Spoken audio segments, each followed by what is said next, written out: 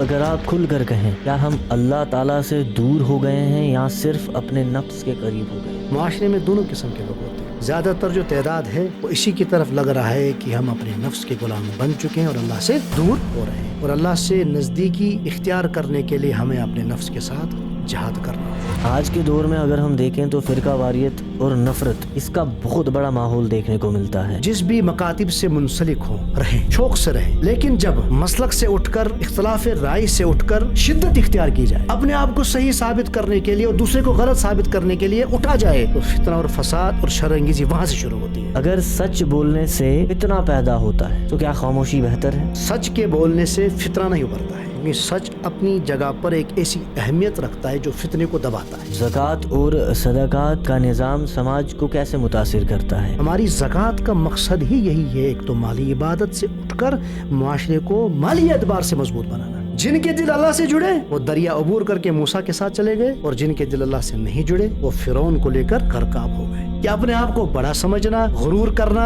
اپنی نمازوں پر، اپنی نیکی پر. ہم نمازیں پڑھنے والے بھی ہوں، ہم کوئی نیک عمل کرنے والے بھی ہوں، لیکن ہمیں نظر تو اللہ کی رحمت پر ہی رکھنی ہے کہ اللہ کی رحمت کی وساطت سے اگر اللہ نے قبول نہ کی تو پھر ہم کہاں جائیں؟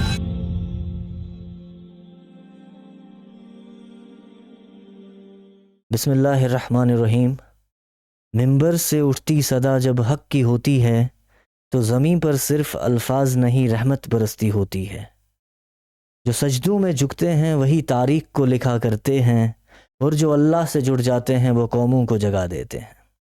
السلام علیکم ورحمۃ اللہ وبرکاتہ. میں ہوں آپ کا ہوسٹ محمد صلاح الدین قاضی. آج کا ایپیسوڈ صرف ایک گفتگو نہیں ہے بلکہ ایک روحانی ملاقات ہے. آج ہم ایک ایسی شخصیت سے روبرو ہونے جا رہے ہیں جن کے کندھوں پر صرف امامت نہیں بلکہ ایک سماج، ایک معاشرے کی روحانی ذمہ داری ہے. اٹھ کے اب وقت ہے خودی کو اذاں بنا دے، ہر سانس کو پیغام یقین کا نشاں بنا دے. جو جھک گیا صرف اللہ کے حضور میں وہ زمانے کے تاج کو اپنا غلام بنا دے. مسجد سے عقیدے بنتے ہیں، نسلیں سنورتی ہیں اور ضمیر زندہ رہتا ہے. اور مسجد کا منبر جب کسی صادق اور ذمہ دار رہنما کے پاس ہو تو وہ آواز صرف خطبہ نہیں، وہ ہدایت ہوتی ہے. آج کی اس گفتگو میں ہم دین، سماج، اتحاد اور ذمہ داری کی بات کریں گے. یہ صرف سوالوں کا سلسلہ نہیں ہوگا، الحمدللہ یہ ایک روح کا سفر ہوگا. امام وہ ہوتا ہے جو صف میں سب سے آگے کھڑا ہوتا ہے، لیکن حقیقت میں وہ اپنی ذات کو سب سے پیچھے چھوڑ کر امت کو آگے بڑھاتا ہے. آج کی اس گفتگو میں ہم دل کی امید گہرائیوں سے خوش آمدید کہتے ہیں محترم قاری منظور احمد گنائی صاحب کو، جو امام ہیں مسجد اسراریہ بنستان کشتواڑ. روٹس اینڈ ریولوشن پر آپ کا تہہ دل سے خوش آمدید. خوش آمدید، جزاک اللہ. امام صاحب، گفتگو کا آغاز آپ کے سفر سے کرتے ہیں. بچپن سے لے کر آج تک آپ کا دین کے ساتھ رشتہ کیسے مضبوط ہوتا گیا؟ وہ کون سا ایسا لمحہ تھا جس نے آپ کی زندگی کا رخ بدل دیا؟ محترم صلاح الدین بھائی، گفتگو کا آغاز اپنی زندگی کی ان ماضی سے دین کی بنیاد کیسے جڑ گئی اس کو آپ نے شروعات کے لمحات میں تبدیل کر دیا. تو غرض یہ ہے کہ میں 6 کلاس میں پڑھتا تھا، اور میرے مرحوم چاچا صاحب مسعود احمد گنائی صاحب کی دلی تمنا تھی کہ میں اپنے بھتیجے کو حافظ کلام اللہ بناؤں. تو 6 کلاس میں پھر انہوں نے ایک بار مجھ سے گفتگو کی. اب تو آج وہ موجود نہیں ہے ہمارے بیچ میں، اللہ رحمت فرمائے انہیں، مغفرت فرمائے ان پر. تو انہوں نے کہا مجھ سے کہ کیا آپ حافظ کلام اللہ بننے کے لیے تیار ہو؟ تو میں سوچ میں پڑ گیا، کیونکہ بچپنا تھا، کیونکہ اس کے لیے اس وقت جو معاشرہ تھا، ماحول تھا، تو اس ماحول کو دیکھ کر بہت سہما سا انسان جاتا تھا. تو الحمدللہ پھر اللہ تبارک و تعالیٰ نے دل میں وہ لمحہ ڈال دیا، ان کے اس الفاظ کو اللہ نے قبول کر دیا، تو میں تیار ہو گیا. تو پھر اس کے بعد یہ 1998 میں میرا پہلا سفر رہا کشتواڑ سے راجوری کی طرف. منجا کوٹ میں مدرسہ احیاء العلوم ہے، وہاں میں نے ابتدائی تعلیم حاصل کی قرآن مقدس کے حفظ کلام اللہ کی. اور مجھے جو لے گئے یہاں سے وہ ہے محترم حافظ خورشید احمد صاحب. تو انہوں نے لیا مجھے یہاں سے، پھر وہاں پر میرے داخلہ ہوا. وہاں پر میرے ابتدا میں 4 پارے حفظ ہوئے، اور پھر کیونکہ زندگی کی راہ میں اگر خوشیاں ہوں، غم بھی ہوتے ہیں، آسائشیں ہوتی ہیں تو اور مصائب بھی آتے ہیں. تو یہ بدقسمتی تھی ایک فون کال، کیونکہ اس ٹائم تو موبائل نہیں تھے. 1998 کی بات ہے یہ. 1998 کی بات ہے یہ. تو ہمارے قریبی میں جو ہمارے رشتہ دار تھے ان کو ایک فون کال آئی. میں مدرسے میں پڑھتا تھا وہاں پر رامنجا کوٹ میں. فون کال آئی. فون کال میں ان سے کہا گیا کہ آپ کا بچہ جو منجا کوٹ میں پڑھ رہا ہے اس کو کوئی حادثہ پیش آیا ہے. یہ فون کال جھوٹ تھا. اچھا. یہ وہ اس قسم کی شیطانی تھی کہ اچھے راستے سے ہٹانے کی کاوش تھی وہ شیطانی ذہنیت کی.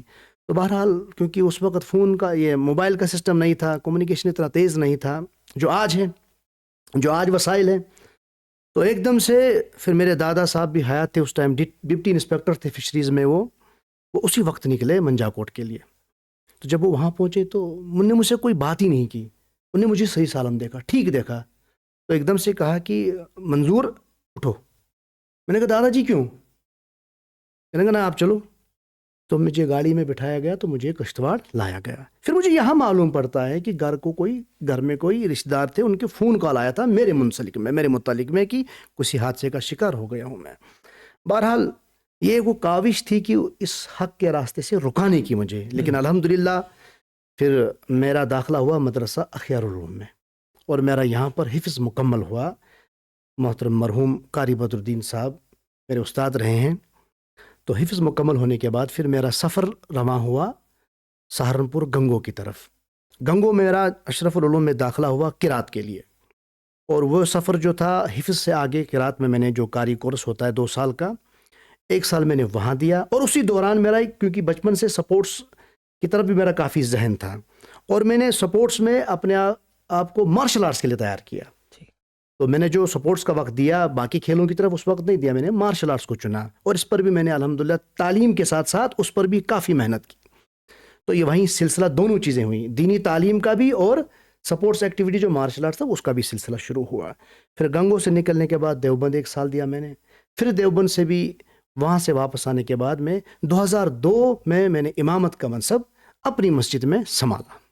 یہ تھا ایک مختصر سا سفر جو دینی تعلیم حفظ اور قرات قاری کورس جو تھا یہ. الحمدللہ آپ نے کہا کہ آپ نے کافی پہلے امامت کو سنبھالا، کافی وقت سے آپ امامت کو سنبھال رہے ہیں. مسجدوں کا اپنا ایک تاریخی مقام ہوتا ہے، چونکہ اگر ہم کشتواڑ ٹاؤن کی ہم بات کریں تو ایسی مسجدیں ہیں جن کا ایک تاریخی مقام ہے. چونکہ اگر ہم بات کریں مرکزی جامع مسجد کی، مسجد کامگار کی، مسجد اسراریہ کی، ابو بکر کی، تو بہت ساری ایسی مسجدیں ہیں جن کا ایک تاریخی مقام ہے. تو آپ کے نزدیک مسجد کا روحانی اور سماجی اثر کیا ہے کشتواڑ کے لوگوں پر؟ کیا یہ صرف عبادت کی جگہیں ہیں یا پہچان کا مرکز بھی؟ جی بڑا بہترین سوال کیا محترم صلاح الدین بھائی آپ نے. یہ جو 4 مسجدوں کا نام آپ نے لیا یہ واقعی ہماری کشتواڑ کی تاریخی مسجدیں ہیں. تاریخی مسجدیں وجود جو ان کا آیا تھا وہ جب اسلام یہاں پر آیا تھا.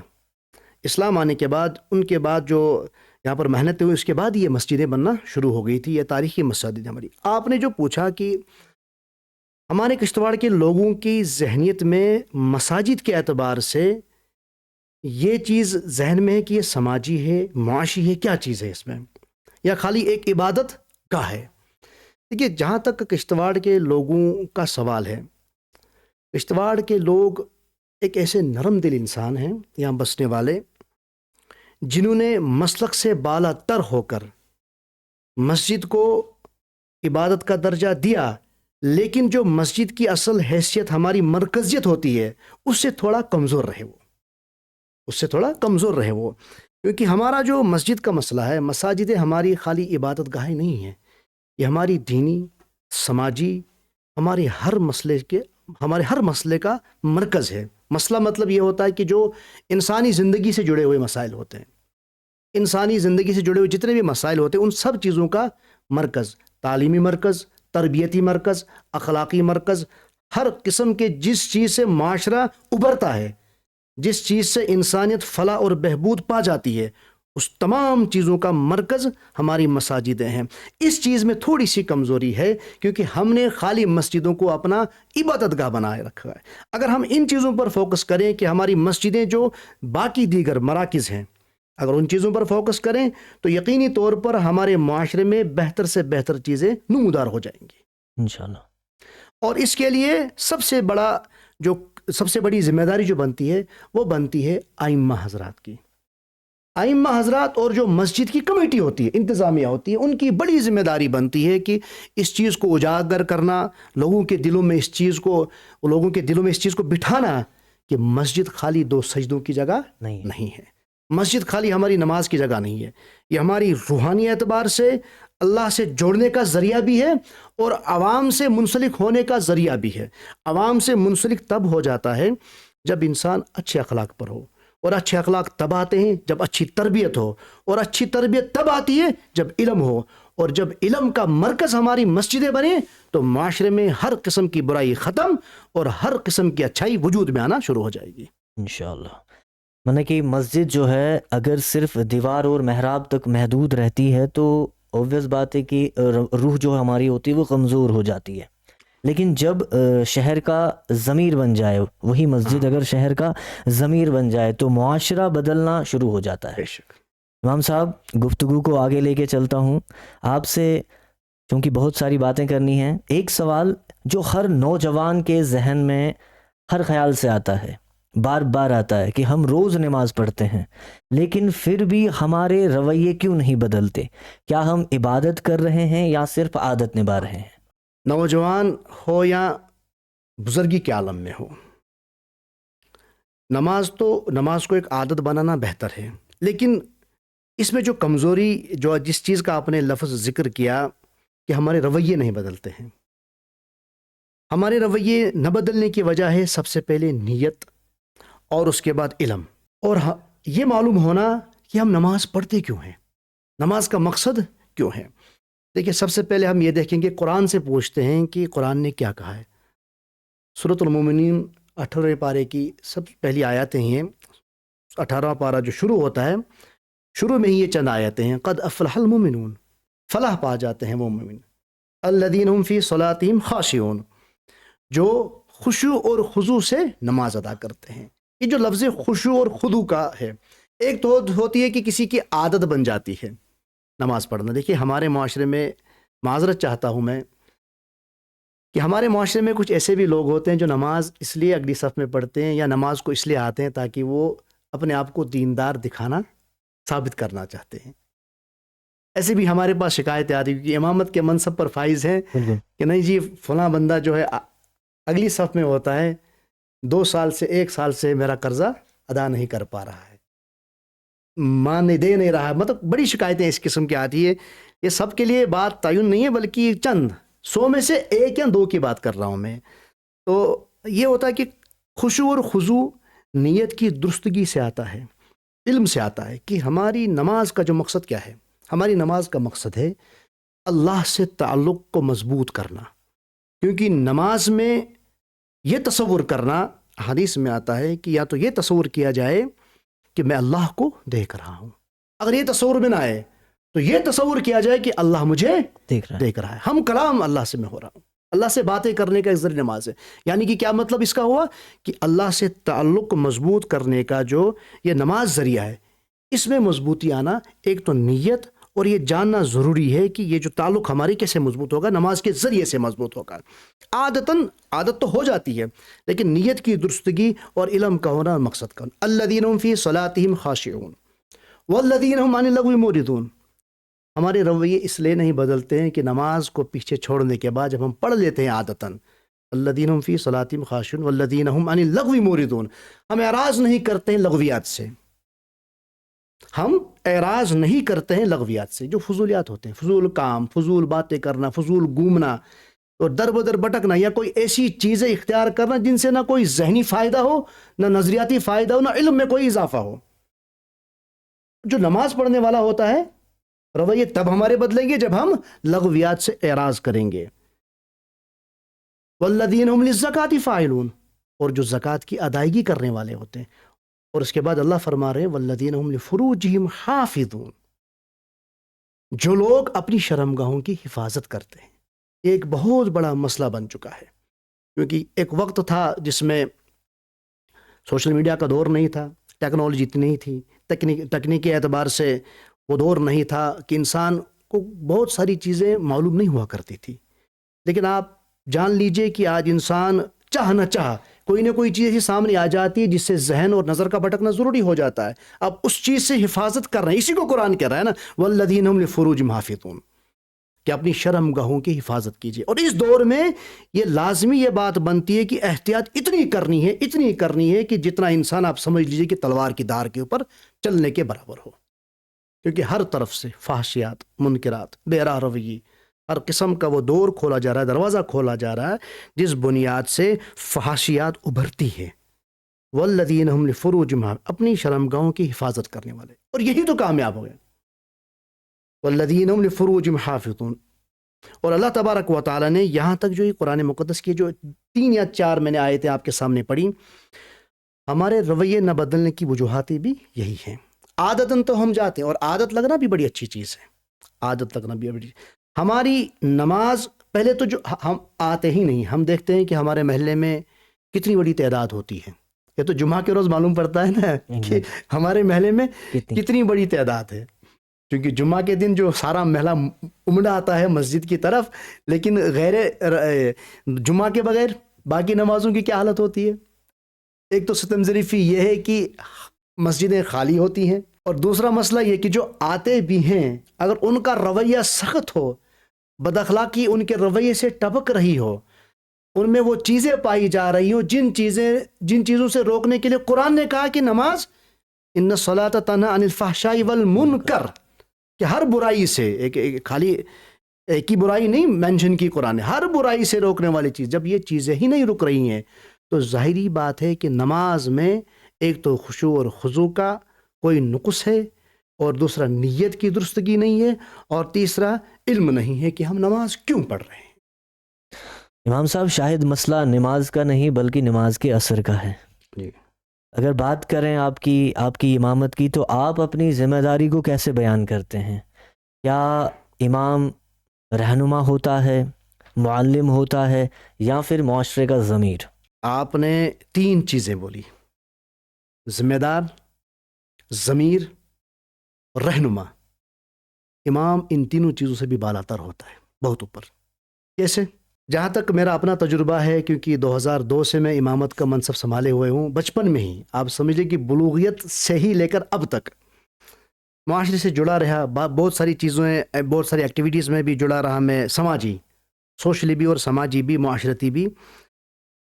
دیکھیے، امام جب آگے کھڑا ہوتا ہے، امام کے پیچھے میں اپنی ہی سرزمین کی بات کرتا ہوں پہلے، اور اس کے بعد ہم دیگر علاقوں کی بات کریں. لیکن اگر دیکھیں ایک حساب سے دیکھیں گے تو کہ امامت کا منصب اور ذمہ داری سیم ہی رہتی ہے ہر جگہ. جب امام آگے کھڑا ہوتا ہے تو اس کے پیچھے کھڑا رہنے والا شخص، چاہے کسی مکاتب سے تعلق رکھنے والا ہو، چاہے کسی ادارے سے تعلق رکھنے والا ہو، چاہے کسی ڈپارٹمنٹ سے تعلق رکھنے والا ہو، سب کے سب اس کے پیچھے کھڑے ہو جاتے ہیں. ایک ہی صف میں کھڑے ہو گئے، محمود ایاز، نہ کوئی بندہ رہا نہ بندہ نواز. اس امام کے پیچھے جب کھڑے ہو جاتے ہیں، یعنی کہ سارا اختلاف ختم ہو جاتا ہے، خاندانی عصبیت ختم. اگر 2 خاندانوں میں جھگڑا ہوگا، اگر مسجد کے اندر آ گئے تو آپ دیکھیں گے ایک ہی صف میں کھڑے ہوں گے. کوئی تنازع ہے، کوئی جھگڑا ہے، کچھ بھی نہیں ہے. 2 اداروں میں اگر آپس میں اختلاف ہوں گے، جب مسجد کے اندر آ گئے کوئی اختلاف نہیں ہے. غرض کہ امام کے پیچھے ہر وہ شخص رہتا ہے اگر ذاتی اختلاف بھی بھول کر اس امام کے پیچھے رہتا. اب امام صاحب جو ہیں، ایک تو یہ رہا کہ اگر امام کے پیچھے سب کھڑے ہیں، اب امام کو ان سب اختلافوں کو چھوڑ کر ان سب کو جمع رکھنے کی محنت کرنی ہے. دوسری بات، ہمارے امام حضرات جو ہوتے ہیں، سب امام حضرات، جب کوئی گزرتا ہے تو جنازہ پڑھانے والے ہمارے امام صاحب ہوتے ہیں، امام صاحبان ہوتے ہیں. جب کوئی پیدا ہوتا ہے تو پیدائش کے بعد ہر شخص یہی چاہتا ہے کہ میں محلے کے معزز شخص سے اذان دینے کی کوشش کروں. اور محلہ کا معزز شخص کون ہوتا ہے؟ چنندہ ہوتا ہے، جو ہر مکتب اور خاندان والے امام کو چنتے ہیں. بالکل. امام اذان پڑھنے کے لیے وہاں بھی آگے. غرض معاشرے میں خوشی اور غمی میں پیش پیش امام. رہبری بھی آ گئی امام کی. امام کی ذمہ داری کیا بنتی ہے؟ کہ امت کو جوڑے رکھنا، امت کو جوڑے رکھنا. امام کی ذمہ داری کیا بنتی ہے؟ تعلم، علم. اپنی مسجد کو، جس مسجد میں امام امامت کا منصب سنبھال رہا ہو، اس مسجد کو ایسی مرکزیت دینا، اس محلے کے اعتبار سے یا شہر کا مرکز ہو جو جہاں پر ہو، ایسی دینا کہ ایک تعلیمی ادارہ بن جائے مسجد. یہ ذمہ داری ہے امام کی، ایک تعلیمی ادارہ بن جائے مسجد. اور اس کے بعد علم، تعلیم کے بعد تربیت. تربیت کے لحاظ سے ہر ان نقوش کو امام طالب علم میں بھی جو عصری علوم حاصل کرنے کے لیے باہر جاتے ہیں، ان کے لیے کوئی وقت متعین کرے. جس طریقے سے ہم اپنی مسجد میں ایک وقت متعین کر کے رکھا ہوا ہم نے مکاتب کا. ہم نے مکتب کسی گھر میں نہیں کھولا، مسجد کے اندر کھولا. کیوں؟ کیونکہ بچوں کا مسجد کی طرف آنا جانا رہے، بڑوں کا بھی ذہن مسجد کی طرف رہے. تربیت کا بھی ایک خاصا حصہ رہتا ہے، تربیت کا بہت بڑا حصہ. اور یہ امام کی ذمہ داری ہے. یہ میں ذمہ داری اور رہبری کی پر بات آ رہا ہوں. آپ نے جو کہی بات ذمہ داری، رہبری، تو یہ ذمہ داری بنتی ہے امام صاحب کی. امام صاحب کی یہ ذمہ داری بنتی ہے کہ میرے معاشرے کے اندر جہاں تک میری رسائی ہے، وہاں تک کون سے خرافات چل رہے ہیں اور کون سی اخلاقیات بہتر ہو رہے ہیں، نظر رکھنا. میں شارٹ آپ کو بتا دوں، جس امام کو معاشرے پر اور حالات پر نظر نہ ہو، حالات کے تغیرات پر جس امام کو نظر نہ ہو، آپ یقین جانیے وہ امام قوم اور ملت کے لیے رحمت نہیں بن سکتا، وہ زحمت بنے گا.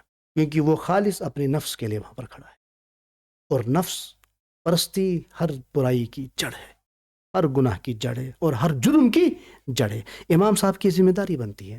اور ساتھ ساتھ جو سب سے بڑی بات ہوتی ہے کہ قوم اور ملت اپنی آواز سے، اپنے کردار سے، اپنے اخلاق سے ضمیر کو جگانے والا. ضمیر کیا ہوتا ہے؟ انسانی درد کو جگانے والا. اور یہ انسانی درد آپ صلی اللہ علیہ وسلم کی سیرت پاک ایک بہت بڑا خاصا حصہ ہے. یہ کوئی چھوٹی موٹی بات نہیں ہے.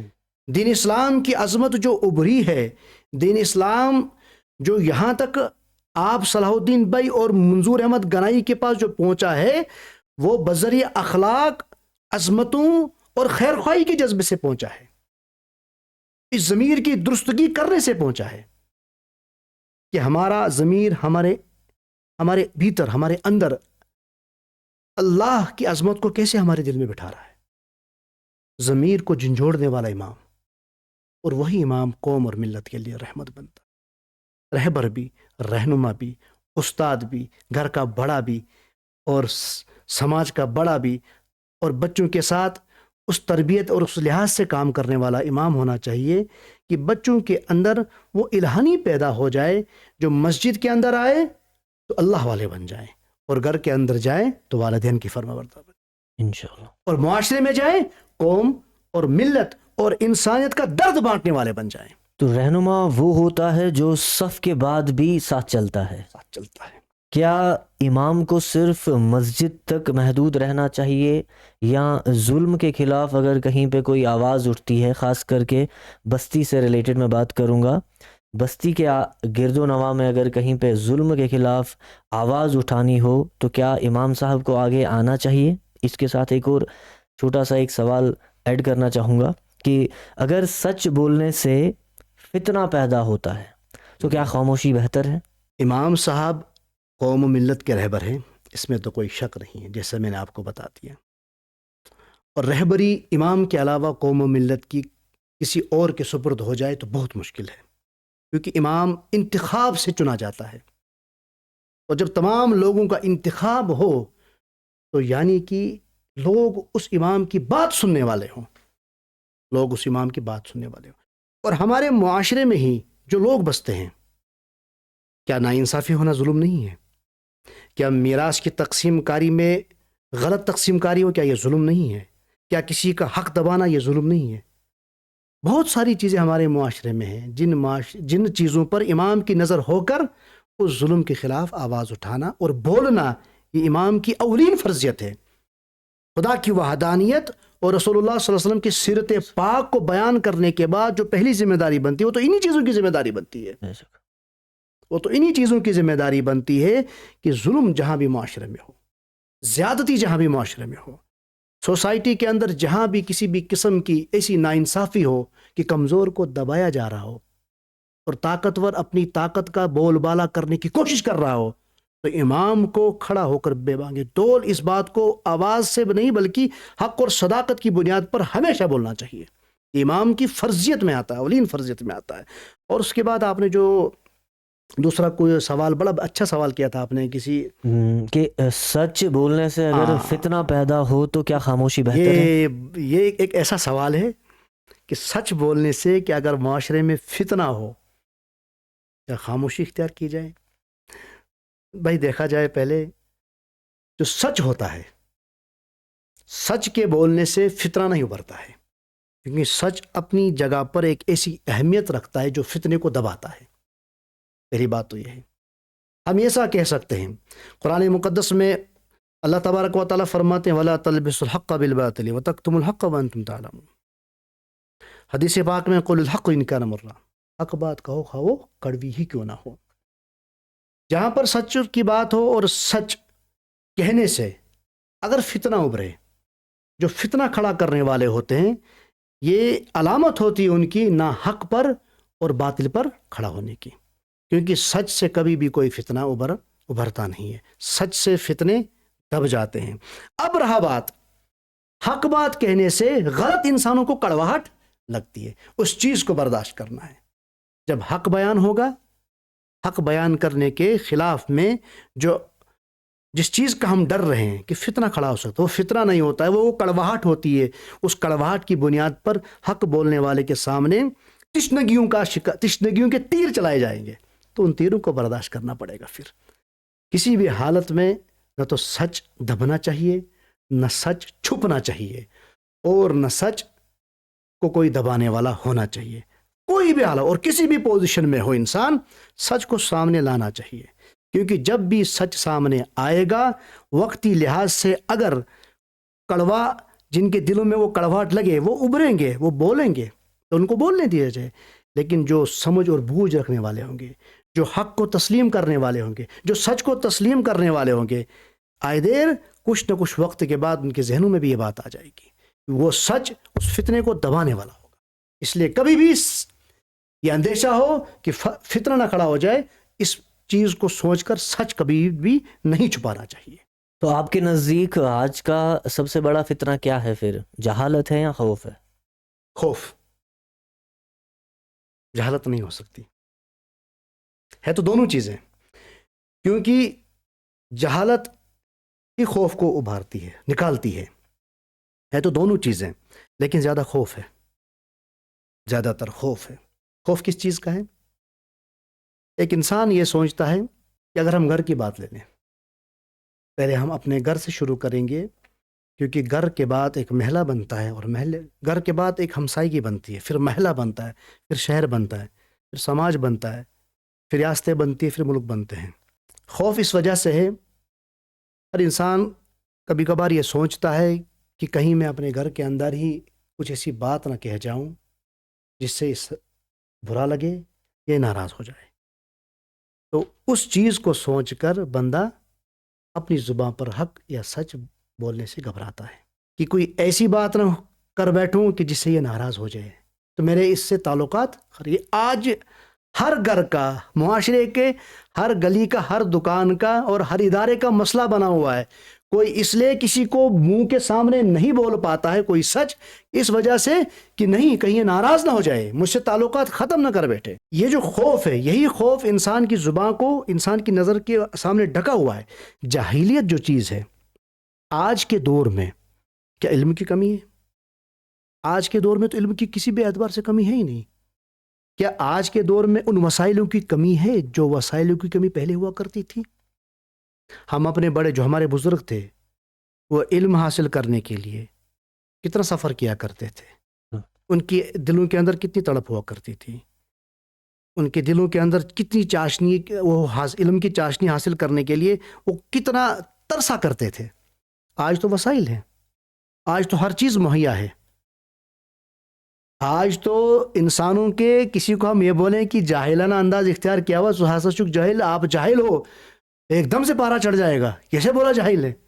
میرے پاس لباس اچھا ہے، میرے پاس ہر چیز ہے، علم بھی ہے، پیسہ ہے میرے پاس، تو جاہل کیسے بولا اس نے؟ میرے حساب سے آج کے دور میں معاشرے میں جو بھی چیز برائی ہو، آگے بڑھ رہی ہو، ناانصافی آگے بڑھ رہی ہو، کوئی غلط آگے بڑھ رہا ہو، اس چیز کے خلاف اگر کوئی چیز رکاوٹ بنی ہے، وہ ڈر اور خوف ہے، اور اس ڈر اور خوف کو ختم کرنے کی ضرورت ہے. امام صاحب آگے چلتا ہوں، چونکہ آپ امام ہیں، امام کے معنی لیڈر کے ہوتے ہیں. جی. جب امیر اور غریب دونوں ایک صف میں کھڑے ہوتے ہیں، ایک امام کے پیچھے نماز پڑھ رہے ہوتے ہیں، تو نماز کے بعد یہ برابری ختم کیوں ہو جاتی ہے؟ یہ بھی بہت بہترین سوال ہے. معاشرے کی اصلاح کے لیے ایسے سوالوں کا ہونا بہت ضروری ہے، اور ان پر کام کرنے کی ہمیں بھی بہت ضروری ہے. لیکن سورۃ الحجرات میں اللہ تبارک و تعالیٰ نے فرمایا ہے کہ سب انسان برابر ہیں. یہ جو قبائل ہیں، یہ جو اللہ تبارک و تعالیٰ نے رنگ و نسل، یہ تو ایک دوسرے کی پہچان کے لیے اللہ تبارک و تعالیٰ نے بیان فرمایا ہے.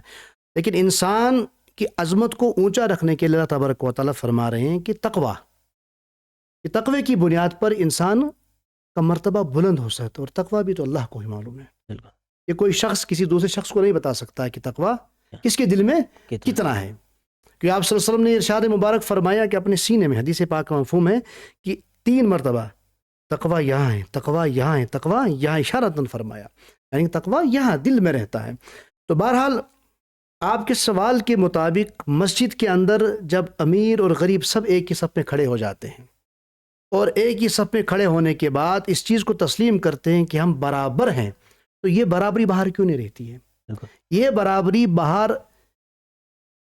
کس اعتبار سے رہنی چاہیے، کس اعتبار سے نہیں رہنی چاہیے، اس کے الگ الگ نکات ہیں. ایک نقطۂ نظر تو یہ ہوتا ہے کہ جو مالدار طبقہ ہوتا ہے، اللہ تبارک و تعالیٰ نے مالدار طبقے کو مال دے کر آزمایا ہے، اور غریب طبقہ جو ہے اس کو غربت دے کر آزمایا ہے. دونوں کے لیے آزمائش ہے، دونوں کے لیے آزمائش ہے. جو بندہ، جو مومن انصاف پر قائم رہے گا، اللہ تبارک و تعالیٰ کے احکامات پر عمل پیرا ہوگا، اپنے ذہن میں اس چیز کو بسا کے رکھا ہوگا کہ مجھے انصاف پر قائم رہنا ہے، اور امیری اور غریبی کے توازن کو برابر رکھنے کے لیے اللہ تبارک و تعالیٰ نے فلسفہ زکوٰۃ کو بیان فرمایا ہے. فلسفہ زکوٰۃ کو بیان فرمایا ہے کہ امیر باہر نکلنے کے بعد اپنی امیری پر اترائے نہ، گھمنڈ نہ کرے، تکبر کا شکار نہ ہو، کیونکہ اس مالدار کو مال دینے والا اللہ کی ذات ہے. دیکھیے، اگر مسجد کے اندر برابری کا جو بندہ سوچتا ہے کہ ہم برابر ہیں، تو یہی سوچ باہر بھی رکھنی ہوگی. کیوں؟ کیونکہ اگر باہر یہ سوچ نہ رہے تو یعنی کہ اس کے دل کے اندر تکبر کا کوئی شے باقی ہے. اور غریب انسان کو دل شکنی نہیں کرنی ہے کہ مجھے اللہ نے غریب پیدا کیا، گریہ زاری نہیں کرنی ہے، اپنے آپ کو پست نہیں ثابت کرنا ہے، پست نہیں کہنا ہے، اپنے آپ کو کمزور نہیں بنا دینا ہے، دل شکنی نہیں کرنی ہے، بلکہ صبر کرنا ہے. امیر کو اللہ نے دولت دی ہے اور اس دولت پر شکر کرنا ہے، اور غریب کو اس غربت پر صبر کرنا ہے. جب دونوں کا صبر اور شکر ملے گا تب جا کر یہ برابری باہر رہے گی. اور انصاف کیا رہے گا ان میں؟ انصاف یہی ہے کہ امیر کو اللہ تبارک و تعالی نے مال دے کر یہ کہا ہے کہ تجھے اس جگہ پر ان معاملات میں صرف مال کو کرنا ہے، جس سے ایک معاشرے میں وہ برابری کا مقام رہ سکتا ہے. دوسری بات یہ ہے کہ برابری کا ایک اور بھی کہہ سکتے ہیں کہ وہ سماجی اعتبار سے ہوتا ہے، کہ کئیوں کے مرتبے دنیا کے اعتبار سے بلند ہوتے ہیں، کئیوں کے مرتبے دنیا کے اعتبار سے نیچے ہوتے ہیں. یہ تو دنیا کی بنائی ہوئی ظاہری شکل ہے، یہ تو تا قیامت تک رہے گی، اس کو کوئی تغیر اور تو کوئی تبدیلی اس میں آ نہیں سکتی، کیونکہ دنیا کے اور سماج کے بنائے ہوئے چیزیں ہیں، اور یہ تو اس کا تو ہونا ہے. جن کا مرتبہ دنیاوی اعتبار سے بلند ہے وہ تو بلند رہیں گے، وہ تو اسی پر فائز رہیں گے، اور جن کا نیچے ہے وہ تو نیچے اسی اعتبار سے رہیں گے. اب دینی اعتبار سے جو نقطہ نظر میں نے بیان کیا، اگر اس پر عمل پیرا بندہ ہو جائے تو دلوں کے اندر سے تکبر بھی نکل جائے گا اور دل شکنی بھی ختم ہو جائے گی. امام صاحب، کچھ لوگ تو عبادت کرتے ہیں لیکن رویے میں سختی ہوتی ہے. کیا دین کی حفاظت غصے سے آتی ہے یا اخلاق سے؟ کیونکہ ہم جب نبی کریم صلی اللہ علیہ صلی اللہ وسلم علیہ وسلم ان کی سیرت جب ہم پڑھتے ہیں رسول پاک صلی اللہ علیہ وسلم کی، تو ہم جانتے ہیں کہ انہوں نے ہمیشہ دشمنوں کو یا دشمنوں کا سامنا جب بھی کیا تو انہوں نے اپنے اخلاق کو ہمیشہ ترجیح دی۔ تو کیا ہم، کیونکہ جیسے میں نے آپ سے پوچھا کہ عبادت تو کرتے ہیں لیکن ہمیشہ غصے میں ہوتے ہیں، ہمارے رویے میں بہت زیادہ ایسا غصہ ہوتا ہے، تو حضور پاک صلی اللہ علیہ وسلم نے تو ہمیشہ اخلاق کو ترجیح دی۔ آج کل ہمیں ہمارے اس ماحول میں، ہمارے اس سماج میں ہمیں وہ چیزیں کیوں نہیں دکھتی؟ ہمارے معاشرے میں اس لیے وہ چیزیں نہیں دکھ رہی ہیں کئیوں میں، کیونکہ جب انسان اللہ سے جڑ جاتا ہے تو اس کا لہجہ نرم ہو جاتا ہے، اس کا دل نرم ہو جاتا ہے، کیونکہ پہلی نشانی ہے اس چیز کی کہ وہ معاشرے کے لیے نرم بن جاتا ہے۔ ہمارے رویے اس لیے سخت ہیں کیونکہ ہماری نمازوں میں خشوع و خضوع نہ رہا، ہمارے رویے اس لیے سخت ہے کہ ہمیں اتنا عبور ہے اپنی ان نمازوں پر، کہ اتنا گھمنڈ ہے ہمیں ان نمازوں پر کہ ہم جب نماز ادا کرتے ہیں یا کوئی نیک عمل اختیار کرنے والے ہو جاتے ہیں تو ہم یہ سمجھتے ہیں کہ بس ہم اسی پر اکتفا کرنے والے ہو جاتے ہیں، تب جا کر ہی ہمارے رویوں میں تبدیلی نہیں آ رہی ہے۔ تبدیلی تو آئے گی لیکن وہ تب آئے گی جب ہم خشوع اور خضوع کے ساتھ اللہ کے حضور میں اللہ کی بندگی کرنے والے بن جائیں۔ تبدیلی تو آئے گی جب جا کر ہم اپنے دلوں کے اندر اللہ کی عظمت کو بٹھا کر اس کے سامنے آنے والے بن جائیں گے۔ تبدیلی تو ہمارے اندر آئے گی، تب آئے گی جب ہم اللہ تبارک و تعالی بندوں پر رحم کرنے والا ہوگا، اور جب ہم بھی بندوں پر رحم کرنے والے ہوں گے تبدیلی تو تب آئے گی، اور جو بندوں پر رحم کرنے والا نہ ہوگا تو ظاہری بات ہے اللہ تبارک و تعالی اس کو محروم کر دیتا ہے خود کے رحم سے بھی۔ تبدیلی آنا ضروری ہے، لیکن جن چیزوں سے ہمارے رویے نہیں بدلتے ہیں وہ یہی چیزیں ہیں، غرور ہے، تکبر ہے، حرص ہے، لالچ ہے، طمع ہے، معاشرے میں اپنے آپ کو بڑا سمجھنا، خود رائے پسندی ہے۔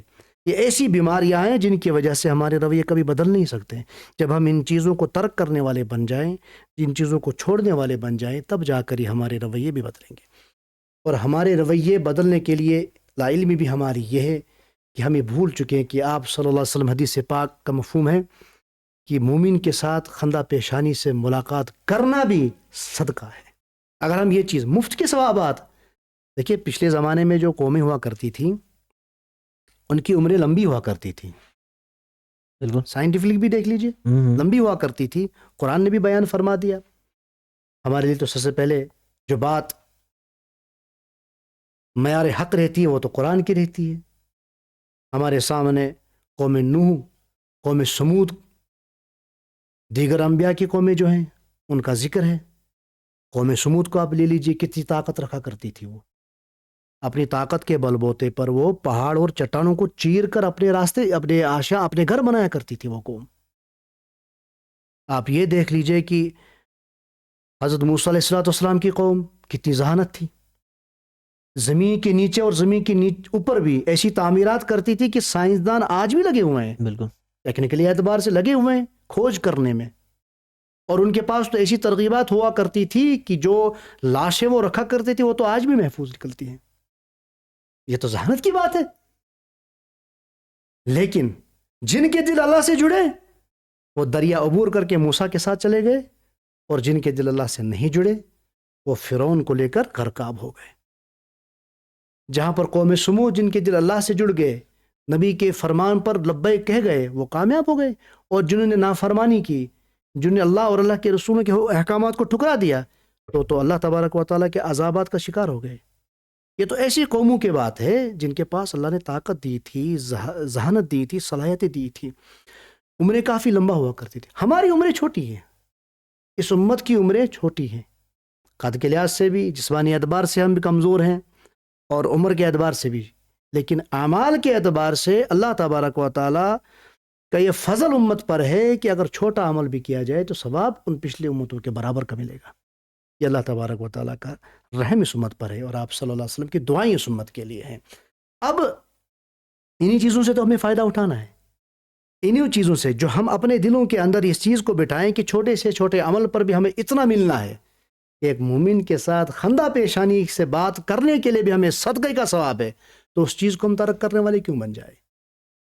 آخرت کے خوف کو ہمیں سامنے رکھنا ہے. ہم اکثر کشمیری میں بولتے ہیں نا کہ وہ نہیں کر سنا سن کر کہتے ہیں مرن مشد کو مت، مرنا بھول گیا ہے وہ، کیونکہ موت کی فکر اور موت، کیونکہ آپ صلی اللہ علیہ وسلم نے فرمایا عاشر عشرت فقام رجل من الانصار، 10 صحابہ بیٹھے ہوئے تھے اور ان میں ایک شخص آپ صلی اللہ علیہ وسلم سے ارشاد فرمانے لگا من اکیس الناس وحزم الناس، عقل مند اور سمجھدار کون ہے؟ تو آپ صلی اللہ علیہ وسلم نے فرمایا عقل مند سمجھدار تو وہ ہے جو مرنے سے پہلے موت کی فکر کرے. اور آپ صلی اللہ علیہ وسلم نے یہ بھی فرمایا کہ دنیا کی شرافت اور اعزاز تو یہی لوگ لے گئے جو موت سے پہلے موت کی فکر کرے، کم ہنسنے والے ہوں، موت کا غم رکھنے والے ہوں، انسانی درد بانٹنے والے ہوں. ہمارے رویوں کا سخت ہونا ہمارے دل کے اندر کیا بگاڑ، تکبر، بغض، عداوتیں اور اپنے آپ کو بڑا سمجھنا ہے. اور جب ہم نماز کو جاتے ہیں، مسجد کے اندر جب نمازی نماز ادا کرتا ہے تو اس چیز کو یہ ذہن میں رکھنا چاہیے کہ لوگ مجھے دیکھ رہے ہیں. جب باہر نکلتا ہے تو لوگ اس کو دیکھ رہے ہیں. ہماری سب سے بڑی پرابلم جو ہے، دیکھیے جو دیندار ہو، سب سے پہلے تو ایک غیر مسلم جو ہے، غیر مسلم قرآن اور حدیث کھولے یا نہ کھولے، لیکن سب سے پہلے وہ قرآن اور حدیث کو ماننے والوں کو دیکھے گا. اسی طریقے سے ہمارے معاشرے میں جو مسجد سے دور ہیں، نماز سے دور ہیں، وہ کن کو دیکھیں گے؟ وہ تو پہلے انہی کو دیکھیں گے. میں آپ ایک مثال دیتا ہوں اپنی ایک مسجد کی.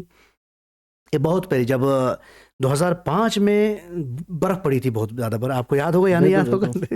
تو بہت زیادہ برف پڑی تھی ان دنوں.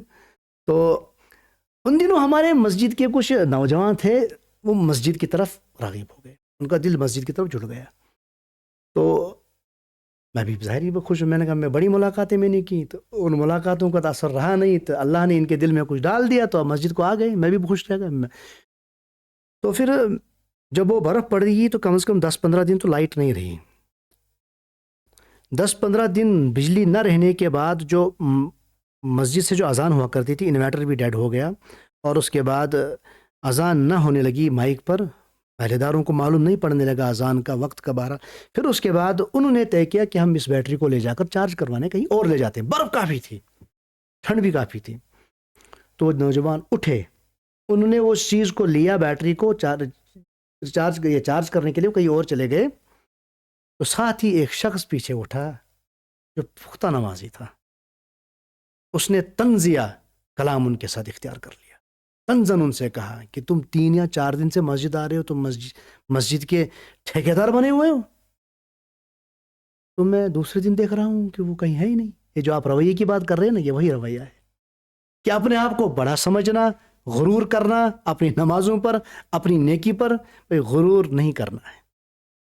ہم نمازیں پڑھنے والے بھی ہوں، ہم کوئی نیک عمل کرنے والے بھی ہوں، لیکن ہمیں نظر تو اللہ کی رحمت پر ہی رکھنی ہے کہ اللہ کی رحمت کی وساطت سے اگر اللہ نے قبول نہ کی تو پھر ہم کہاں جائیں؟ ہمیں تو اس کی رضا ہی اختیار کرنی ہے نا. اگر اس کی رضا ہی نہ ہو تو یہ وہی رویہ ہے جس رویے پر جب دوسرے دن مجھے معلوم پڑا کہ لڑکے کہاں ہیں، تو میں نے ان سے ملاقات کی. نہیں جی امام صاحب ہم نہیں آئیں گے مسجد. کیوں نہیں آؤ گے مسجد؟ کہنا ایسے سے بات ہو گئی. میں نے کہا یہ تو بیچارے نیک کام کرنے کے، میں مجھ سے پوچھنا تھا نا آپ کو کہ نا آپ اس وقت تھے ہی نہیں، تو وہاں فلاں شخص تھے، انہوں نے بڑا سخت رویہ اختیار ہم سے کر لیا جس وجہ سے ہم نے مسجد چھوڑ دی. تو پھر میں نے سمجھا کر انہیں پھر سے مسجد کی دعوت دی تھی. امام صاحب یعنی کہ بات کوئی بھی ہو، معاشرے کی کوئی بھی بات ہو، گھوم پھر کے وہ مسجد تک ہی آتی ہے. تو کیا مسجد صرف نماز کی جگہ ہے یا ایک سماجی انقلاب کا مرکز بھی ہو سکتی ہے؟ اگر ہم تاریخ کو دیکھیں تو مسجد ہر دور میں ہم نے یہ دیکھا کہ مسجد میں تعلیم ہو، انصاف ہو، یا کوئی بھی ایسی سماج کا کوئی بھی ہم ایسا ڈائمنشن اٹھا کے دیکھ لیں تو مسجد ہمیشہ ان سب چیزوں کا مرکز بن کے رہ گئی ہے. تو آج کے دور میں اس روایت کو ہم کیسے زندہ رکھ سکتے ہیں؟ دیکھیے اگر ہمیں مستقبل میں اپنی کامیابی کے راستے کو طے کرنا ہو تو ہمیں ماضی سے جڑنا پڑے گا. جو قوم اپنے ماضی کو بھلا بیٹھتی ہے وہ کبھی بھی اپنے مستقبل پہ کامیابی کا راستہ طے نہیں کر سکتی ہے. آپ نے کہا نا کہ پیچھے ماضی ہمارا ایک تھا، جو ماضی میں جو چیزیں ہوا کرتی تھی اسی ماضی کو تو ہم نے ترک کر دیا ہے. اسی ماضی کے ان تواتروں کو، ان چیزوں کو ہم نے پیچھے چھوڑ دیا، بلا بیٹھے ہم، جس کی وجہ سے پسپائی آ جاتی ہے، کمزوری آ جاتی ہے. جس طریقے سے آپ نے عرض کیا کہ کیا مساجد خالی عبادت گاہیں ہیں، یہ ہمارے مراکز ہیں، ہماری دینی مراکز ہیں، مساجد ہیں، ہماری تعلیمی اداروں کا بھی مرکز ہے مسجد ہے، ہمارے معاشرتی اعتبار سے ہمارے اصلاحی اداروں کی حیثیت بھی مسجدیں رکھتی ہیں۔ جیسے آپ نے کہا کہ سب کچھ گھوم پھر کر پھر مسجد پر ہی آتا ہے۔ بالکل آپ ماضی میں اگر جائیں گے تو مساجدوں کے ذریعے سے ہی قانون اور شریعت نافذ کیے جاتے تھے۔ بالکل آپ اگر ماضی میں جائیں تو مساجدوں کے ذریعے سے ہی علم اور تعلیم کی وہ شائیں روشن ہوا کرتی تھی جو کسی بھی ادارے میں نہیں ملا کرتی تھی۔ آپ اگر ماضی میں جائیں تو ماضی میں علوم فن کو جاننے والے سب سے زیادہ جو ہوا کرتے تھے وہ مسجدوں سے ہی پڑھ کے نکلا کرتے تھے۔ مسجدیں خالی عبادت گاہیں نہیں ہیں، مسجدیں تو اللہ کا گھر ہیں، اور رسول اللہ صلی اللہ علیہ وسلم کی سیرت پاک کو اگر ہم مطالعہ کرنے والے بن جائیں تو آپ صلی اللہ علیہ وسلم نے فرمایا نا کہ میراث تقسیم ہو رہی ہے۔ ایک صحابہ نے معاف کیجیے گا، ایک صحابہ جا رہے تھے تو کچھ راستے میں صحابہ بیٹھے ہوئے تھے، تو ان سے دریافت کیا گیا کہ مسجد آپ یہاں کیا کر رہے بیٹھ کے؟ مسجد میں تو میراث تقسیم ہو رہی ہے۔ وہ صحابہ اٹھ گئے۔ میراث مطلب ہوتا ہے عام طور پہ سمجھا جاتا ہے مال و دولت تقسیم ہو رہی ہے۔ صحابہ اٹھ کے مسجد چلے گئے، کچھ ادھر بیٹھے ہوئے تھے، کچھ ادھر بیٹھے ہوئے تھے، مختلف جگہوں پہ حلقہ بنا کر بیٹھے ہوئے تھے صحابہ۔ تو وہ ایک دم سے صحابی آ گئے، پوچھا نہیں یہاں تو کچھ نہیں ہو رہا، میراث کہاں تقسیم ہو رہی ہے؟ میراث رسول اللہ صلی اللہ علیہ وسلم کی میراث تو یہی ہے۔ کچھ حلقہ بنا کر علم و تعلم آپس میں سیکھ رہے تھے، کر رہے تھے، کچھ حلقہ بنا کر آپسی اخلاق کی باتیں گفتگو کر رہے تھے، کچھ حلقہ بنا کر معاشرتی اعتبار سے اپنی اصلاح کی باتیں کر رہے تھے، اور کچھ حلقہ بنا کر تربیتی اعتبار سے اپنی تربیت کو، اپنے آپ کو مضبوط بنانے کی گفتگو کر رہے تھے، باتیں کر رہے تھے پریکٹیکلی۔ یعنی کہ مساجدیں ہماری دینی مراکز ہیں، مرکز کی حیثیت رکھتی ہیں ہماری مسجدیں۔ مسجدیں ہماری تو وہ چیزیں تھیں، اگر کوئی جھگڑا ہوا کرتا تھا ان جھگڑوں کو سلجھانے کے لیے مساجد ہوا کرتا، کوئی فیصلہ دینا ہوتا تھا جو فیصلہ قوم اور ملت کی آسائش کے لیے ہوا کرتا تھا، تو اس فیصلے پر بات مسجد میں ہوا کرتی تھی، اور اس مسجد میں بیٹھنے والے جو ہوا کرتے تھے، وہ معلم جو ہوا کرتے تھے، دیانتدار جو ہوا کرتے تھے، دیندار جو ہوا کرتے تھے، وہ بھی اسی مسجد سے پڑھ کر بن کر نکلا کرتے تھے۔ ہمارے ذہنوں میں جو خالی مسجد کو ہم چار دیواری کا اور ایک وہ شکل تصور کرتے ہیں، ایک تعمیری شکل تصور کرتے ہیں، نا، یہ بہت بڑا غلط تصور ہے۔ ہماری مساجدیں دینی مرکزی حیثیت رکھتی ہیں، اور ہمارے اندر یہ بات آنی چاہیے، اور اس مرکزی حیثیت کو اجاگر کرنے کے لیے، مرکزی حیثیت کو عوام الناس تک اس کی جو نقوش ہے وہ ظاہر کرنے کے لیے ائمہ حضرات کی ذمہ داری بنتی ہے مسجدوں کو مرکزی حیثیت بنانے کے لیے۔ آپ نے بات کی تقسیم کی، آپ نے بات کی صحابہ کرام کی، لیکن آج کے دور میں اگر ہم دیکھیں تو فرقہ واریت اور نفرت، اس کا بہت بڑا ماحول دیکھنے کو ملتا ہے۔ اگر آپ چونکہ آپ الحمدللہ آپ ایک امام ہیں، تو ایک امام کے طور پر آپ اتحاد کا پیغام کیسے دیں گے؟ دیکھیے جی، بہتر سوال ہے۔ آج اسی کشمکش میں آج ہماری ملت اسلامیہ کی نوجوان نسل ڈوبی ہوئی ہے۔ عرضی شعور بھی اپنی جگہ یہ سوچ رہا ہے کہ کون صحیح ہے کون غلط ہے۔ دیکھیے، اختلاف رائے ہو سکتا ہے، لیکن ایک چیز میں آپ کی وساطت سے، آپ کے ذریعے سے عوام الناس تک، جو ہمارے ناظرین ہوں گے ان تک یہ بات پہنچانا چاہوں گا کہ آپ اپنی جگہ پر جس بھی مسلک سے تعلق رکھنے والے ہوں، جس بھی مکاتب سے منسلک ہوں، رہیں، شوق سے رہیں، لیکن جب مسلک سے اٹھ کر، اختلاف رائے سے اٹھ کر شدت اختیار کی جائے، اپنے آپ کو صحیح ثابت کرنے کے لیے اور دوسرے کو غلط ثابت کرنے کے لیے اٹھا جائے، تو فتنہ اور فساد اور شر انگیزی وہاں سے شروع ہوتی ہے۔ جو جہاں پر ہے وہ کھڑا رہے۔ اب کرنا کیا ہے؟ جو جس عمل پہ ہے وہ اس عمل پہ کھڑا رہے۔ اب کرنا کیا؟ کرنا یہ ہے کہ آپس میں محبت رکھی جائے، آپس میں محبت رکھی۔ ہم سنا کرتے ہیں نا پیشے کہ فلاں امام کے پیچھے نماز پڑھنے کے لیے آ گیا، اور اسی کی اقتداء میں، اسی کے طرز پر امامت، اس نے نماز ادا کر لی۔ یہی اختلاف ہمیں ختم کرنا ہے، اور یہ اختلاف ہمیں دیکھنے کو ملتا ہے، اور ظاہر یہ یقینی بات ہے کہ ہر جگہ یہ اختلاف ہے، لیکن الحمدللہ ہمارے شہر کشتواڑ کی بات اگر ہم لے لیں تو کیا آپ نے کبھی بھی کسی مسجد کے باہر کسی مسلک کے نام کی مسجد دیکھی؟ یہ کشتواڑ کے مسلمانوں کے لیے یا چناب ویلی میں، ہم نے چناب ویلی میں بھی دیکھا، یا جہاں جہاں پر بھی جن علاقوں میں اس چیزیں نہیں، اب یہ جو نہیں ہو رہی ہیں، تو یہ مبارکبادی ہے کہ اگر میں بھی امام ہوں، میرے پیچھے ایک بہت بڑا طبقہ جماعت اسلامی کا ہے، میرے پیچھے ایک بہت بڑا طبقہ بریلوی سے تعلق رکھنے والا ہے، میرے پیچھے ایک بہت بڑا طبقہ دیوبند سے تعلق رکھنے والا ہے، سب کو جوڑ کر محبت سے مل جل کر آگے چلانا، یہی تو امام کی ذمہ داری بنتی ہے، اور ملت کے ان رہنماؤں کی ذمہ داری بنتی ہے کہ ملت کو نہ توڑے، جو جس مسلک پر ہے وہ اس مسلک پر رہے، جم کر رہے، لیکن محبت کی بنیاد پر دوسرے کو دیکھے، اختلاف رائے رکھے، میں آپ سے اختلاف رائے رکھ سکتا ہوں، لیکن اگر وہ اختلاف رائے علمی ہو تو اس میں علم کی بنیادی رکھنی چاہیے، اگر اس میں اپنی زبان کو طنزیہ کلام میں تبدیل کر دوں، ناشائستہ الفاظ استعمال کرنے والے، جو آج دیکھ رہے ہیں آپ بھی دیکھ رہے ہوں گے، سوشل میڈیا کا دور ہے، اس پر جب آ جاتے ہیں تو پھر دست و گریباں ہونا شروع ہو جاتے ہیں، پھر آپ کے بھی اپنے مسلک والے ہوں گے، میرے بھی اپنے مسلک والے ہوں گے، وہ بھی دست گریباں ہوتے ہیں، اس لیے ہمارے ذمہ داروں کی سب سے بڑی ذمہ داری یہ بنتی ہے کہ اختلاف رائے رکھا جائے، جو جس مسلک پر وہ ہیں، لیکن محبتوں کو بانٹنے والے بن جائیں۔ آپ نے بات کی اختلاف کی، بات اگر اختلاف تک ہی رہتی، محدود رہتی، تو چیزیں سنبھل جاتی آس پاس۔ ایک ہوتا ہے کرٹیسزم، ایک ہوتا ہے ہیلدی کرٹیسزم، اور ایک ہوتا ہے آرگیومنٹ، ہے نا، ایک ہوتا ہے بالکل خلاف ورزی کرنا۔ تو کیا سب سے بڑا جہاد اپنے نفس کے خلاف؟ میں بات اس چیز کو اٹھا کے میں تھوڑا سا یہ لے لوں کہ جب انسان خود پہ کام کرنا شروع کر دے، تو کیا سب سے بڑا جہاد مطلب اپنے نفس کے خلاف ہو کر ہونے کو کہیں؟ اور اگر ایسا ہے تو اس کا پریکٹیکل طریقہ کیا ہے؟ دیکھیے، یہ بھی ہم قرآن سے ہی پوچھتے ہیں۔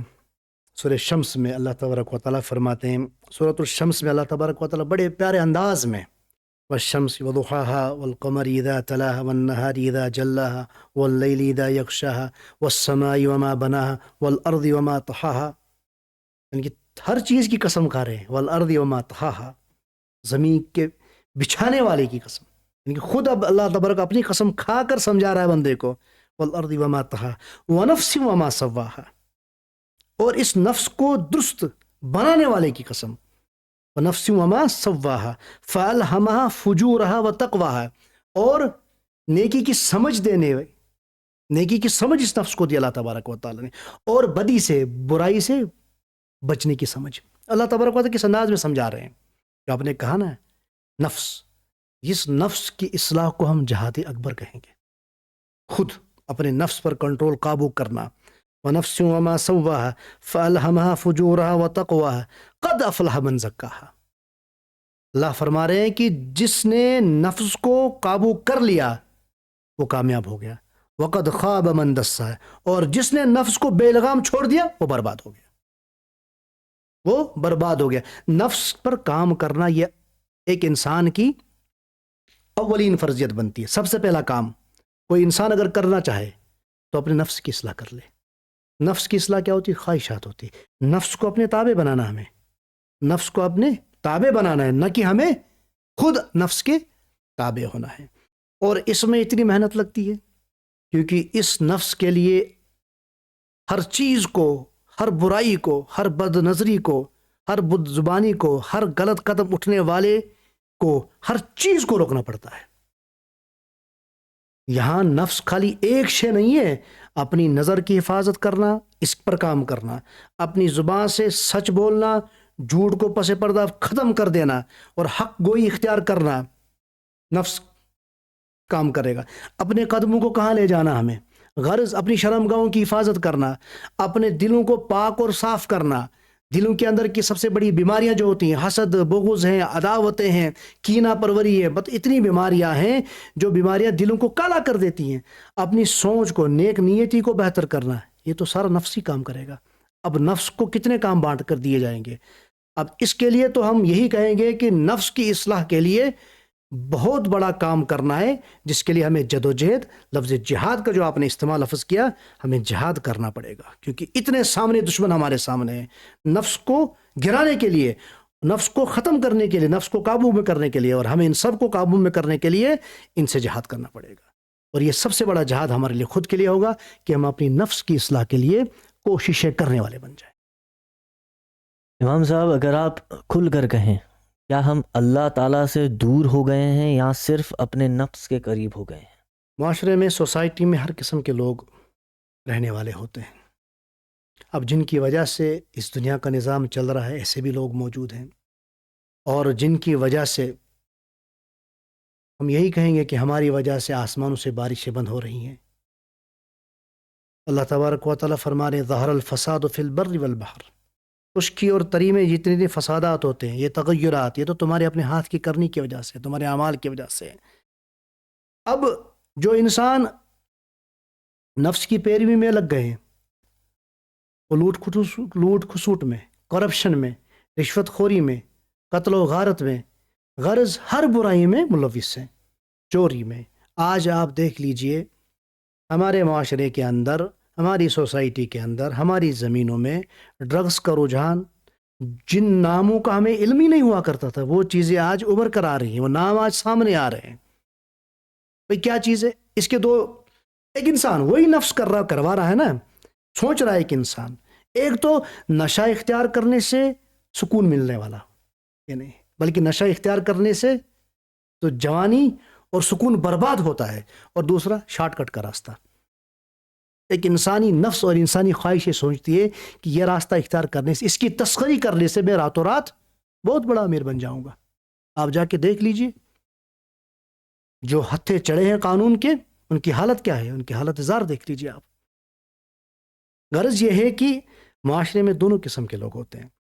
اب زیادہ تر جو تعداد ہے وہ اسی کی طرف لگ رہا ہے کہ ہم اپنے نفس کے غلام بن چکے ہیں اور اللہ سے دور ہو رہے ہیں، اور اللہ سے نزدیکی اختیار کرنے کے لیے ہمیں اپنے نفس کے ساتھ جہاد کرنا ہوگا. جب تک نہ ہم اپنے نفس کے ساتھ جہاد کرنے والے ہوں گے تب تک ہم اللہ سے جڑنے والے نہیں ہو سکتے. امام صاحب رمضان المبارک لگا ہوا ہے، رمضان کو غریبوں اور مستحق لوگوں کا مہینہ بھی کہا جاتا ہے، یا ایسا کہیں کہ رمضان المبارک کو ہم ان غریبوں اور مستحق لوگوں کے لیے رحمت کا مہینہ کیسے بنائیں؟ کیا یہ صرف بھوک کا احساس یا پھر نظام انصاف کی یاد دلاتا ہے؟ رمضان المبارک رحمت مغفرت کا مہینہ ہے، اور سب سے بڑی بات یہ ہے کہ غمخواری کا مہینہ بھی اسے کہا گیا. غمخواری کا مہینہ کیوں کہا گیا اسے؟ کیونکہ اس کے اندر ایک بندے کو خود احساس ہوتا ہے، ایک بندے کو خود اپنی ذات کا احساس ہوتا ہے کہ بھوک کی شدت میں جب اللہ کے احکام کی پیروی کر رہا ہوتا بندہ، کھا سکتا ہے لیکن نہیں کھا، رک رہا ہے. یہ تو تقوی اختیار کرنے کی ایک کاوش ہوتی ہے، ایک راستہ ہوتا ہے، اس کو احساس ہوتا ہے خود اپنی، اور اس کے دل میں یہ بھی احساس ہو جاتا ہے کہ جن لوگوں کے پاس وہ صلاحیتیں نہ ہوتی ہیں، جس طریقے سے قرآن مقدس نے انما الصدقات للفقراء والمساکین، اللہ تبارک و تعالیٰ نے 8 نقوش کو بیان کیا، 8 مدیں لگائی ہیں کہ جن پر ہم زکوٰۃ کا صرف کر سکتے ہیں. جو رمضان المبارک میں ہم زکوٰۃ ہمارے مسلمان نکالتے ہیں 2.5%، 2.5%. دیکھیں اسلام کی خوبصورتی بھی دیکھیں کیا ہے، صفات دیکھیں کیا ہے اسلام کی.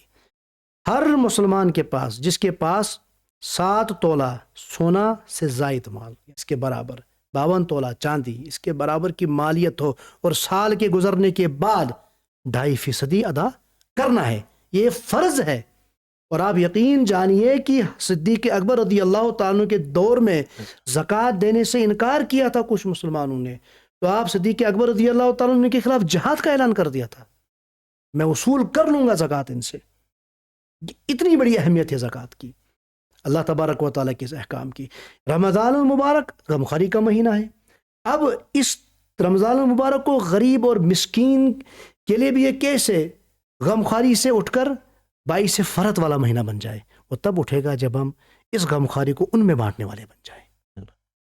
اس غمخواری میں کے مہینے میں، اس خیرخواہی کے مہینے میں ہم قرآن مقدس کی پیروی کر کر انما الصدقات للفقراء والمساکین والعاملین علیہا والمؤلفۃ قلوبہم وفی الرقاب والغارمین وفی سبیل اللہ وابن السبیل فریضۃ من اللہ. یہ تو اللہ کا فریضہ ہے.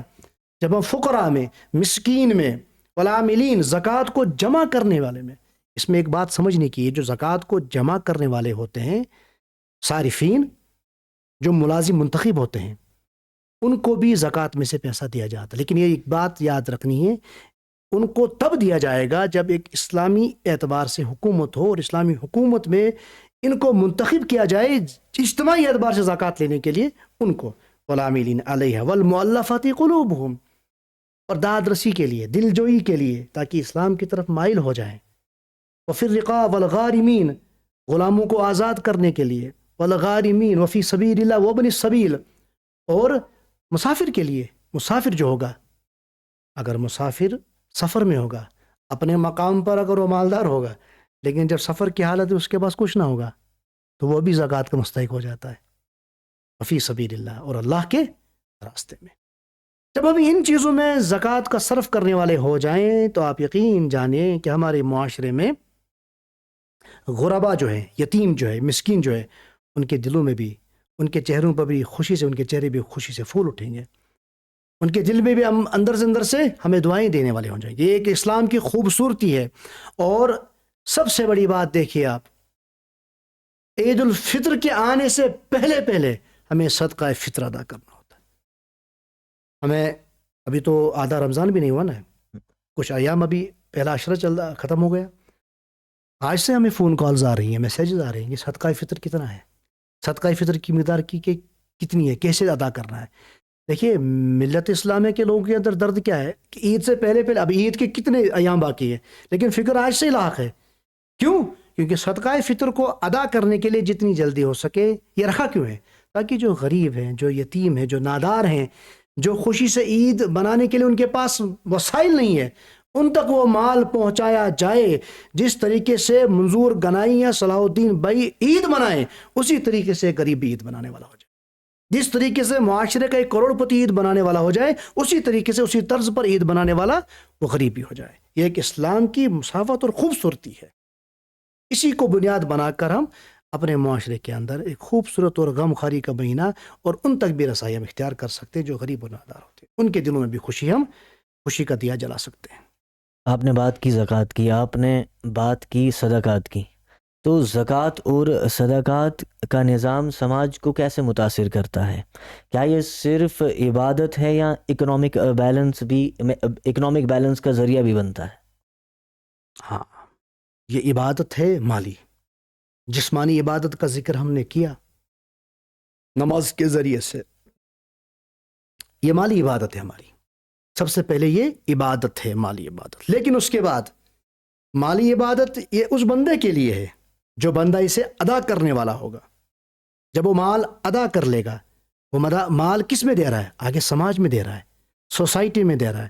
جس سماج میں جو صارفین، جن پر زکوٰۃ کا لینا فرض ہے، واجب ہے، جن پر زکوٰۃ کا دینا ہمیں فرض ہے، وہ تو سماج میں بس رہے نا۔ اپنی تو اس نے ذمہ داری ادا کر لی، مالی عبادت کی، لیکن جب یہ مال اس کا سماج میں بانٹا جائے گا تو ایک سماجی اکنامکلی مضبوطی کے اعتبار سے یہ چیز ابھر جائے گی۔ یہ تقویت دے گی کس چیز کو؟ یہ غربت ختم کرے گی۔ یہ چیز غریب اور نادار جو پڑھ نہ سکتے ہو، لکھ نہ سکتے ہو، ان چیزوں کو تعلیم یافتہ بنا سکتی ہے زکوٰۃ کا پیسہ۔ یہ اکنامکلی اعتبار سے اگر کسی کو روزگار کھولنا ہو، اگر ہم زکوٰۃ کا پیسہ ان میں دے دیں غریبوں میں جن کا زکوٰۃ کا لینا فرض ہے، اور وہ زکوٰۃ کا لینے کے بعد اپنے آپ کو اکنامکلی مضبوط کرنا چاہے، اکنامکلی معاشی اعتبار سے مضبوط کرنا چاہیں تو وہ کر سکتے ہیں۔ ہماری زکوٰۃ کا مقصد ہی یہی ہے، ایک تو مالی عبادت سے اٹھ کر معاشرے کو مالی اعتبار سے مضبوط بنانا۔ یہ زکوٰۃ کا فلسفہ ہے۔ امام صاحب، اگر کوئی عام مسلمان آپ سے یہ پوچھے کہ میں اپنی مصروف زندگی میں دین کو کیسے مضبوط کروں، تو آپ اس انسان کو یا ایسے شخص کو کیا مشورہ دیں گے؟ بے شک بے شک، بہت بہتر سوال ہے یہ، بہت بہترین سوال ہے یہ۔ اگر ہم دیکھیں صلاح الدین بھائی، یہ ایک سوال جو ہے یہ اپنے اندر ہر شخص اپنے اوپر الزام لگا کے بیٹھا ہوا ہے۔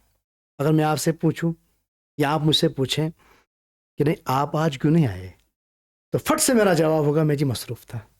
مگر میں آپ سے پوچھوں آپ کل وہاں کیوں نہیں گئے تھے، تو آپ فٹ سے جواب ہوگا آپ کا یہ میں مصروف۔ غرض ہر شخص آج کسی سے بھی ملاقات اور معانقہ کرنے کے بعد اگر کوئی سوال کیا جائے تو اس سوال کرنے کے بعد پہلا ہمیں جواب ملتا ہے کہ سر مصروف ہے، سر مصروف ہے۔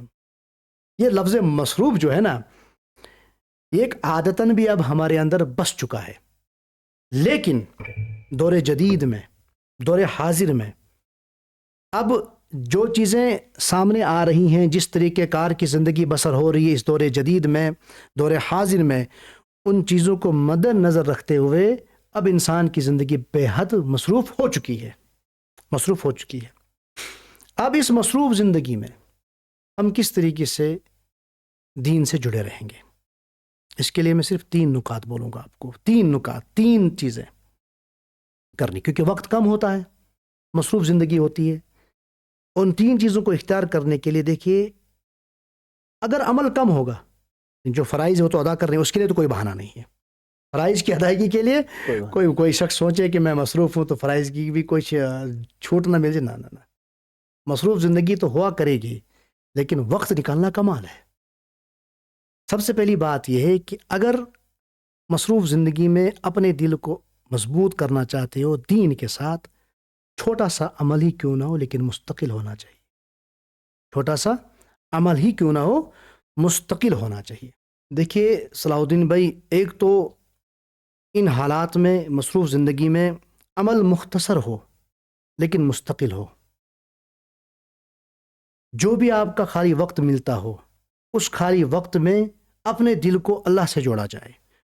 کوئی گناہ کی کوئی چیز سامنے آ جائے تو اس کو چھوڑ دیا جائے، کوئی بری چیز سامنے آ جائے اس کو چھوڑ دیا جائے۔ ایک تو یہ چیز آئے گی، اور تیسری بات یہ آپ کے سامنے آئے گی کہ جتنا ہو سکے اس اپنے مصروف وقت میں حلال پر ثابت قدم رہے۔ جب یہ 3 چیزیں ہوں گی، اپنے مستقل وقت کو فارغ کر کے تھوڑا سا عمل ہو لیکن مستقل ہو، اور جب خالی وقت مل جائے تو گناہ سے خالی وہ وقت ہونا چاہیے، یعنی کہ اپنی زبان پر ذکر و اذکار لائیں، آپ اللہ کوئی مطالعہ کریں، کوئی دینی کام کریں مختصر اس وقت میں لیکن مستقل، مستقل پہلے آیا نا۔ اور تیسری بات جو میں نے آپ کے سامنے کی، یہ 3 چیزیں یہ بنیاد بنا کر جب ہوں گی تو ہمیں اپنا وقت صرف اور صرف جو مصروفیت ہماری ہے رزق حلال کمانے میں دینی ہے، بس حرام کا تھوڑا سا بھی شائبہ اس چیز میں نہیں آنا چاہیے۔ تو یہ 3 چیزیں انشاءاللہ العزیز میرے اعتبار سے کہ ایک انسان کو اس دینداری پر مضبوط قائم رکھے۔ امام صاحب، ایک چھوٹا سا سیگمنٹ ہے، ریپڈ فائر والا سیگمنٹ، جواب مختصر مگر معنی گہرا۔ آپ سے کچھ چند سوالات کروں گا، آپ چاہیں تو ایک لفظ میں بھی، ایک الفاظ میں بھی ان کا جواب دے سکتے ہیں۔ تو شروع کرتا ہوں۔ ایمان زیادہ ضروری ہے یا اخلاق؟ ایمان۔ خوف خدا انسان کو مضبوط بناتا ہے یا نرم دل؟ نرم دل بناتا ہے۔ آج کا سب سے بڑا فتنہ جہالت، تکبر یا ریاکاری؟ ریاکاری۔ زیادہ خطرناک کیا ہے، گناہ کرنا یا گناہ کو جسٹیفائی کرنا؟ گناہ کو جسٹیفائی کرنا۔ علم بنا عمل یا عمل بنا علم، زیادہ نقصان کس میں ہے؟ عمل بنا علم میں۔ مسجد کی سب سے بڑی کمی، لوگوں کی غیر حاضری یا روح کی غیر حاضری؟ روح کی غیر حاضری۔ ایک لفظ میں بیان کیجیے گا رمضان کا مقصد؟ تقوی اختیار کرنا، خوف خدا۔ قرآن صرف تلاوت ہے یا رہنمائی؟ رہنمائی۔ زیادہ ضروری کیا ہے، سچ بولنا یا لوگوں کو خوش رکھنا؟ سچ بولنا۔ اور امام صاحب آخر پر، آج اگر ایک ایسی کوئی عادت ہو جس سے بدلنے سے معاشرے میں کوئی تبدیلی آئی، تو وہ ایسی کون سی عادت ہوگی جو آپ ہمارے ناظرین کے سامنے رکھیں گے، جس سے معاشرے میں کوئی تبدیلی آئی، ایک پازیٹیو تبدیلی آئے؟ تو ایسی کون سی ایسی عادت ہوگی جو آپ معاشرے میں، جو اس وقت ایک نوجوان، جو ایک طبقہ، کسی بھی قسم کا طبقہ، خواہ وہ مطلب کسی بھی گراؤنڈ سے ہو، کاسٹ، کلر، کریڈ، ریلیجن، کوئی بھی، جو بھی بچہ آپ کو سن رہا ہو، تو ان کے لیے کوئی ایک ایسی بات جو ان کی زندگی بدل دے؟ اپنی اصلاح اور اپنے اصلاح نفس ہونے کے بعد اپنے اندر ایسی صلاحیتیں پیدا کرنی ہوں گی جن صلاحیتوں کی بنیاد پر ہم معاشرے کے ہر طبقے میں جانے والے ہو جائیں، ہر گراؤنڈ لیول پر جانے والے ہو جائیں، اور جب ہم اپنے آپ کو ان کے بیچ میں رکھنے والے ہو جائیں، کیونکہ ہم نے اپنی اصلاح نفس پر پہلے ہی کام کر دیا ہوگا، اور وہی چیز بنیاد بنے گی دوسروں تک دعوت دین کی، دوسروں تک دعوت اخلاق کو پہنچانے کے لیے۔ سب سے کارگر چیز یہی ہے کہ اپنے آپ کو ہر چیز کے لیے تیار رکھے، ہر چیز میں جانے کے لیے۔ جب دل اللہ سے جڑ جائے تو زندگی کا ہر موڑ آسان ہو جاتا ہے۔ جب ممبر سچ بول دے تو فتنے کا ہر ڈر بند ہو جاتا ہے، اور جب امام قوم کو جگا دے تو تاریخ ایک نیا باب لکھ دیتی ہے۔ امام صاحب، آج کی اس روح پر اثر کرنے والی گفتگو کے لیے ہم تہہ دل سے شکر گزار ہیں۔ ناظرین، یاد رکھیے، قومیں تلواروں سے نہیں سجدوں سے اٹھا کرتی ہیں، انقلاب ناروں سے نہیں بلکہ نیت کی اصلاح سے آتا ہے، اور جب گھر گھر میں قرآن کی تلاوت اور مسجد سے محبت پیدا ہوتی ہے تو اللہ تعالیٰ اپنی رحمت نازل فرماتے ہیں۔ آج کی اس گفتگو کو صرف ایک پروگرام سمجھ کر ختم نہ کیجیے گا، اسے ایک آئینہ سمجھیے، چونکہ اسلام صرف رسومات کا نام نہیں، یہ ایک فکر کا انقلاب ہے۔ یہ انسان کو صرف نمازی نہیں بناتا، یہ اسے ذمہ دار بناتا ہے۔ یہ صرف سجدہ نہیں سکھاتا، یہ عدل سکھاتا ہے۔ یہ صرف تلاوت نہیں دیتا بلکہ یہ بصیرت دیتا ہے۔ دین کا اصل امتحان عبادت کی کثرت میں نہیں ہے بلکہ کردار کی صدق میں ہے۔ روحانیت کا اصل مقام خلوت کا سکون نہیں بلکہ معاشرے میں انصافی ہے، اور ایمان کا اصل حسن الفاظ کی بلندی نہیں بلکہ نیت کی صفائی ہے۔ سوچئے، اگر ہر شخص اپنا محاسبہ خود شروع کر دے تو حالات بدلنے کے لیے کسی انقلاب کی ضرورت نہیں رہ جائے گی۔ آج کا پیغام سیدھا ہے، اپنے اندر کی اصلاح کو شروع کر دیجئے۔